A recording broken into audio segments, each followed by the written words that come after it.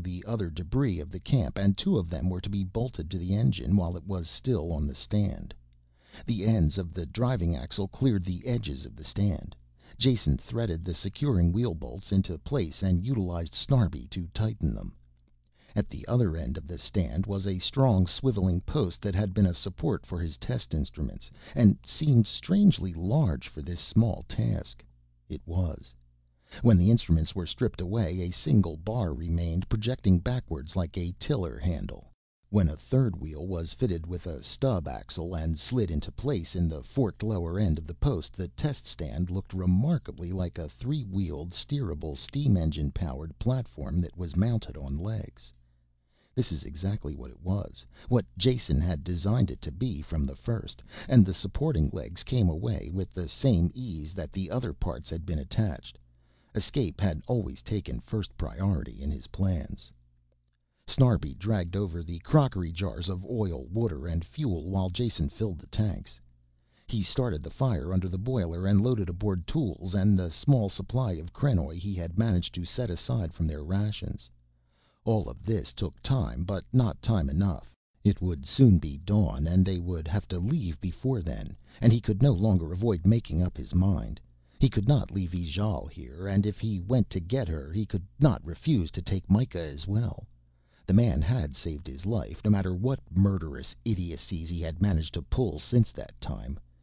Jason believed that you owed something to a man who prolonged your existence, but he also wondered just how much he still owed. In Mikah's case he felt the balance of the debt to be mighty small, if not overdrawn. Perhaps this one last time. "Keep an eye on the engine and I'll be back as soon as I can," he said, jumping to the ground and loading on equipment. "You want me to do what? Stay here with this devil machine? I cannot. It will burn and consume me." "Act your age, Snarbi. Your physical age, if not your mental one. This rolling junk pile was made by men and repaired and improved by me. No demons involved. It burns oil to make heat, that makes steam, that goes to this tube to push that rod to make those wheels go around so we can move. And that is as much of the theory of the steam engine as you are going to get from me. Maybe you can understand this better. Only I can get you safely away from here. Therefore you will stay and do as I say, or I will beat your brains in. Clear?" Snarbi nodded dumbly. "Fine. All you have to do is sit here and look at this little green disk. See it? If it should pop out before I come back, turn this handle in this direction. Clear enough? That way the safety valve won't blow and wake the whole country, and we'll still have a head of steam." Jason went out past the still silent sentry and headed back toward the refinery station. Instead of a club or a dagger, he was armed with a well-tempered broadsword that he had managed to manufacture under the noses of the guards. They had examined everything he brought from the worksite since he had been working in the evenings in his room, but ignored everything he manufactured as being beyond their comprehension. This primordial mental attitude had been of immense value, for in addition to the sword he carried a sack of molotails, a simple weapon of assault whose origins were lost in prehistory. Small crocks were filled with the most combustible of the refinery's fractions, and wrapped around outside with cloth that he had soaked in the same liquid. The stench made him dizzy, and he hoped that they would repay his efforts when the time came, since they were completely untried. In use, one lit the outer covering and threw them. The crockery burst on impact, and the fuse ignited the contents. Theoretically. Getting back in proved to be as easy as getting out, and Jason felt an unmistakable twinge of regret. His subconscious had obviously been hoping that there would be a disturbance and he would have to retreat to save himself. His subconscious obviously being very short on interest in saving the slave girl and his nemesis, particularly at the risk of his own skin. His subconscious was disappointed. He was in the building where his quarters lay, trying to peek around the corner to see if a guard was at the door. There was, and he seemed to be dozing, but something jerked him awake. He had heard nothing, but he sniffed the air and wrinkled his nose. The powerful smell of water of power from Jason's molotails had roused him, and he spotted Jason before he could pull back. "Who is there?" he shouted, and advanced at a lumbering run. There was no quiet way out of this one, so Jason leaped out with an echoing shout and lunged. The blade went right under the man's guard. He must have never seen a sword before, and the tip caught him full in the throat. He expired with a bubbling wail that stirred voices deeper in the building.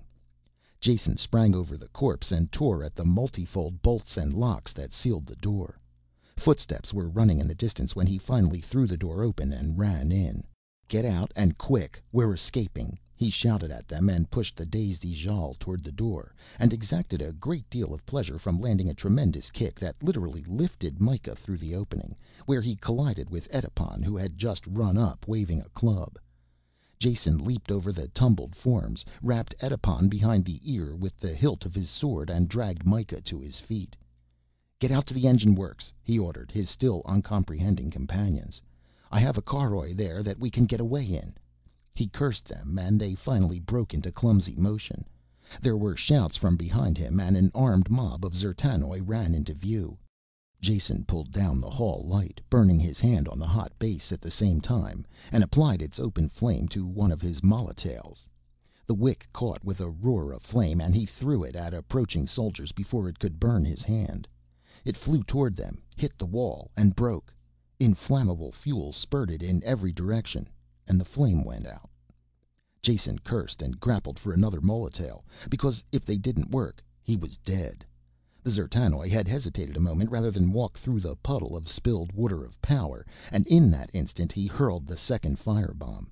This one burst nicely too, and lived up to its maker's expectations when it ignited the first molotail as well, and the passageway filled with a curtain of fire.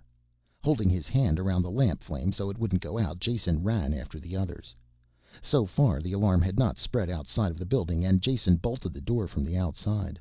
By the time this was broken open and the confusion sorted out, they would be clear of the buildings. There was no need for the lamp now, and would only give him away.